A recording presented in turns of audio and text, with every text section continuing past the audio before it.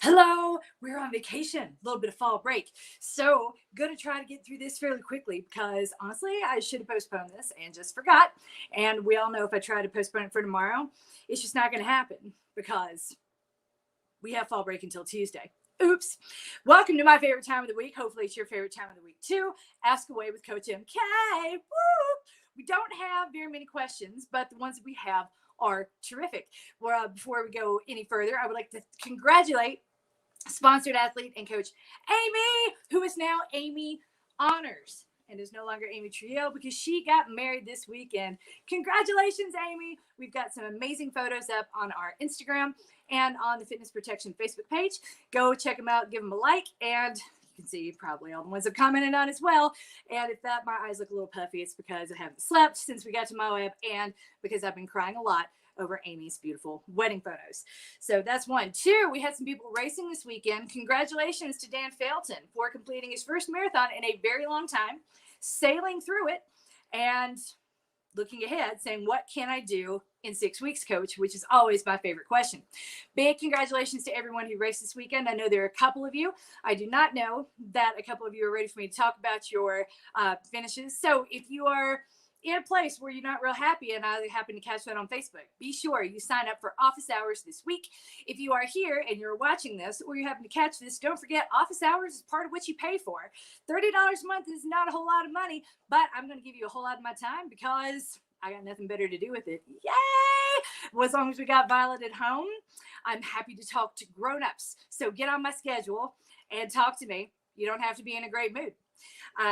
Also, congratulations to Katie Fry, who ran a 22-mile long run in 3:48 and is now freaking out about her marathon. But I'm like, if you can run 22 miles in 3 hours and 48 minutes and not hate your life and still want to run a marathon, I think that's winning at life, no matter how you think it went. So give your props to Daniel Felton, give props to Katie Fry, props to everyone who raced. I will not be talking about your race publicly without your permission, but I hope that you're able at some point to sit back and count the wins and the key takeaways that you might have about your efforts. And if not, remember, that's what I'm here for. Reach out, get in office hours, and let's talk it out. Here we go for Ask Away. So a big warm welcome to all of our new members. Last week, we got Lynette Coons and Tamara Payton back. During the week, my big surprise, we got Mary Linchevsky too. Yay! Welcome home, Mary. And we got a couple of new ones. Carlotta. I don't know if she's joined the Facebook group yet, but if you're here, welcome, Carlotta. We're excited to have you along for the ride as well. So Lynette DeShields Kuhn, who also rejoined us last week, we are thinking about you. Lynette's daughter has AML and has finally overcome a series of unfortunate events that happened after her final round of chemo, and she was able to jump outside the hospital for a little while today, or jump rather into a wheelchair and get some fresh air today, which is a very good sign because if she's in a wheelchair and outside, that means she's off all the tubes that were keeping her tied down in the hospital room. Congratulations, Maya. Our hearts are with you, Lynette. That's got to suck. But you know what doesn't suck? Having a community loving you as hard as we're going to love you through all of this. Because to quote Ted Lasso, one of my favorite coaches, it's there is something worse than being sad, and that's being alone and being sad. And ain't nobody in here alone at all. But I am, as my phone shuts itself down. So over in Rebuild, we got one question here. How many good runs should I have before deciding to move forward with a goal? I would argue you don't need one. So when it comes to goals, I like to think of it, it's kind of like life. It's a work in progress. It is a process. We have been taught and trained, and I will argue anyone about this. I just don't think it's wise. And I say this as someone who has graduate degrees and has had to argue with every professor I've ever had about the metrics and the milestones that we have to find comfort, or rather surety, in predicting the future, as all business people are wont to do. I think we go about it backwards. I would much rather us build the consistency and be able to look back on what we've done and say, yeah, I'm ready for this, rather than look to any single day as a sign or the sign. Because if you think about it, in any other aspect of your life, if one of your friends sat you down and said, you wouldn't believe what happened, I think it's a sign, you would probably have a conversation with your friend about that sign and what the meaning is and why they're looking for a sign in the first place. And that is sort of the didactic that I enter in with you every time you guys say, I have a great run. This was the best run ever. It was really strong. So I think I'm going to do a 50K. And I'm like, let's think about that. And there are two people I know watching this right now. I've talked you out. Well, I haven't talked you out of 50Ks this year. I gave yourself the space to talk yourself out of 50Ks this year.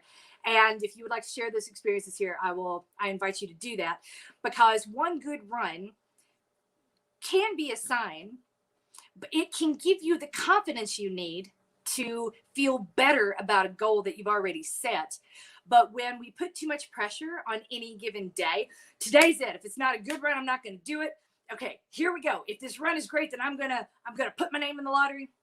Then I just don't think that's fair. I don't think that's a fair way of measuring what you've done, what you've committed to doing, let alone evaluating any goals that you may be thinking of setting. I would rather have a conversation with you about what you've been doing or what I think you need to do before setting that goal, rather than looking for the magic workout that's going to be like your Harry Potter workout and carry you all the way to where you want to go, if that makes sense. So I know that's not the answer you were looking for. I know it's quite a bit more words than you were probably expecting. And I get that and I respect that. And still, I got to say, how many good runs do you need to have? It before deciding to move forward with the goal? Depends on the goal, depends on how many runs you are away from that goal. Honestly, we're all able to run a 5K. Are you able to PR a 5K? If that's your goal, that's a very different question. My PR at the 5K distance is about 18 minutes and change. I'm not going to be in PR fitness for a very long time, if ever again. And I'm okay with that. So as long as you're being honest with yourself and with me about what that goal is, because a lot of times people are only half honest too. They'll say like, I want to run a marathon. But what they mean is I want to PR the marathon, or I want to run a marathon and qualify for Boston with a big PR about 2.5 hours faster than anything I've ever run before. Can we do that in like 8 weeks? That is a very different question. So first, let's get in office hours and talk about your goal, and then see how many runs you are away from it in general. Odds are pretty good. If you've been here with me for a while, you are more like, we need a couple of confidence boosters more than we need runs to set or start to pursue any goal that there is. So first we have to detach the meaning of that goal so that we're not looking at every run and saying, this is a sign I never needed this goal in the first place, or this is a sign that I will never reach this goal that I set for myself. Because when we start looking for signs that give us permission to move forward, then we're also going to be seeing all kinds of signs that say that we never should have started. And I would rather find signs in training peaks, rather in aggregate miles run, in consistency, in feeling good, than looking for a single day that was spectacular.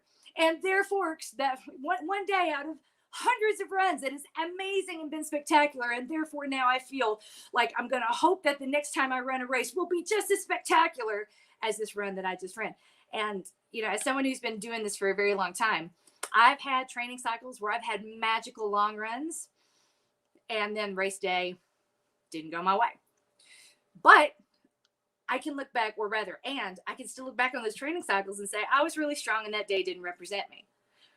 I find that most non-professional runners are unable to give that type of kindness to themselves or look at that type of context, because the way this whole industry is set up is you sign up for a community or a training plan or a coach, and after you signed up for the race, and you've got a limited amount of time together and you try to make the most of it. So you're all of a sudden building up this day into something it was never meant to be, rather than looking at this day as this thing that kind of guides and shapes everything else around you that you're going to be doing 2 or 3 times a year. So I've tried in fitness protection, I've tried to replicate the way that I used to look at training, the way that everyone I used to run with used to look at training back when running was for fun and not a whole lot of pressure. And I really want this to be fun and not a whole lot of pressure for you too. And we can only do that if we're not testing ourselves constantly and looking for signs. The same fourth grade. You're better than that. We all got through it, right? No offense to any fourth grade teachers. My mom was one. Discovered a bruise on the underside of my right foot arch this week. That means I should include the plantar fasciitis protocol and lots of shin rolling in my future, right? I would, because if that's coming in your arch, then you're going to be rolling inward. And if you're pronating inward like that, number one, we all want, well, let's back up. First thing I want you to do is check out your shoes. They might be done, because if you're getting an arch there, here, as your foot comes into the camera, if you're getting a bruise in here, ticklish husband, then the midsole of your shoe that provides all the push off and all the power. You can't see the midsole, but you know when your midsole's busted, because then your runs start not to go so good. You don't have the pop in your legs. The shin splints might start coming back. All the wheels start coming off the wagon before your shoes look busted. That's a pretty good sign that we need to replace them. So number one, look at your shoes. Let's see where that bruise on your arch might have come from. Number two, yes, let's absolutely continue to mobilize everything from your knee all the way down to your ankle, starting with mobility in the shin muscle on the front, the big one, and also continuing with just scraping up the back of your leg. This is going to be shorter. I think I have my PF tools with me. I can show you my super amazing, these are my pajamas, y'all, my vacation pajamas. I can show you at the end of this what that second scraping is going to look like, but it would come around the inside of your Achilles. And then the third thing, and this is hard, if the bruise on the inside of that arch may have come from the way that your feet are striking the ground and into each other, meaning if the inside of your shoes are kind of worn here like your ankles have been rubbing together, that's lack of glute strength. That means that your glutes are probably not firing. So before we go any further there, get the shoes, mobilize, and let's get back on the BOSU. If you have a BOSU ball at your disposal, amazing. Go through and look for the series BOSU Booty #1. I demonstrated it for Dan Felton a while back. It's in our YouTube channel. Go there and start doing those barefoot as soon as the bruise on your arch can tolerate it. And those 3 moves will absolutely get things coming back in play. Let's start there and build outward to make sure that what happens to your feet does not continue to happen to your feet, and that's only going to happen through mobilization, strength, and making sure that your feet are properly shod. Sound good? Yeehaw! Moving right along. Maintain. What's the best way to approach hydration and even food as my runs get longer? Peeing in a bush in a park just isn't my favorite, but neither is recreating Sahara in my mouth. I am apparently bad at balance. Wouldn't say you're bad at balance. I would say this is just a function of doing things like marathons where you're going to be out there but let's think about that 4 hours. When's the last time you were in motion for 4 hours and didn't go to the bathroom? I can tell you, my kids, what's the longest our kids can go at this point? Maybe 15 minutes of motion. How many times did we use a potty in the park this afternoon? At least 6. I mean, some kids are going twice. So I tell you that to say this. It's not that there's something necessarily wrong with you. What's wrong is the way we think about and approach hydration in general. Hydration is more than just what you do on the run or on the day. If you can hear me now, I'm a little dehydrated, and that comes from being in altitude and not drinking enough electrolytes, not eating bananas for breakfast like I normally do, and to be honest, a couple glasses of wine I may or may not have had not long before this video started. So with that, hydration is a process. And if you're thinking about it, not obsessing over it, but thinking about it throughout the week, then that takes a lot of the pressure off of what to do during the run itself. So let's kind of start there and think about it. When it comes to nutrition, it's really easy to say everyone's different. And to a certain degree, that's true. I know ultra runners who thrive on cheese pieces, and I just can't. Or ultra runners who thrive on peanut butter sandwiches, and yet others who will only eat baby food when they're out there. You kind of come to figure out over time what your body can and cannot tolerate, and find other ways to sort of sneak nutrition in when you're going to be out there. I say if you're going out for a hike and you're going out for a 5 or 6 hour hike, you would probably pack a few snacks. And for a marathon, if you think you're going to be taking anywhere over 4 hours, we have to consider nutrition. And that does not mean that there's something wrong with you or you're weak, but it means that you're probably going to need something while you're out there, whether that's shot blocks, which I can't do because I hate sugar and it gums up in my mouth. And then I would end up chewing the inside of my cheeks, as I've learned the hard way, or power bars, same problem. Again, this is real. There are lots of really good options out there, more now than we have ever had in the past, which is why I sound like a real old lady when I talk about peanut butter sandwiches and baby food in pouches, because no one really does that anymore. They don't have to. They've got better options. But when we're talking about a marathon, or if we're talking about a really long trail run, or if we're talking about like a 50K or a 50 miler, or you're just like, you know what, I don't want to race, I just want to be more comfortable when I'm out doing long runs, that's all cool too. Don't be afraid to experiment with what's out there. There's a lot of good stuff coming out of Scratch Labs, which I would not be like, this is the drink and this is what I do throughout. But if you have like a running vest and you can have 2 flasks, try out having one with nutrition like Martin, or some running fuel. Literally, that's what they call it. It's like a gel type fuel from Scratch Labs in one flask or in a Nathan. And then the other one, having some powerful electrolytes. Again, Scratch is good. LMNT has salt in it, and I really like their drinks, but I also like their flavors. I prefer salt to sugar every single day, so I'll take that and try out different things. But that's sort of where I would start when you're thinking about what to do, because there's not like a certain prescription, because what you need to do on the day depends on what you've been doing on the days leading up to it. And this is the point where I really don't like discussing food with people. No offense intended to any of you, but because it ends up turning into a confessional. I did this right. I did this wrong. I shouldn't have eaten that. I knew better. And I'm like, man, I don't care. It's okay if you ate a pizza the night before because you just wanted to, or it was there. Like there are no bad or irresponsible decisions. It's what you did. The question is, this is what I did, so now what do I do? And you'll learn how to adapt that over time. If you have a big meal the night before, maybe you don't do the run on Saturday morning, you move the run. That's what I do, to be honest with you, because I'm not a monk. I don't like a pizza. I can't tell you, last time we sat down to a pizza, which was 3 nights ago, I ate the whole thing myself, because why would you share really good pizza? So I'm talking about. So the best way to approach it is to sort of like look in aggregate at what you've been doing over the week.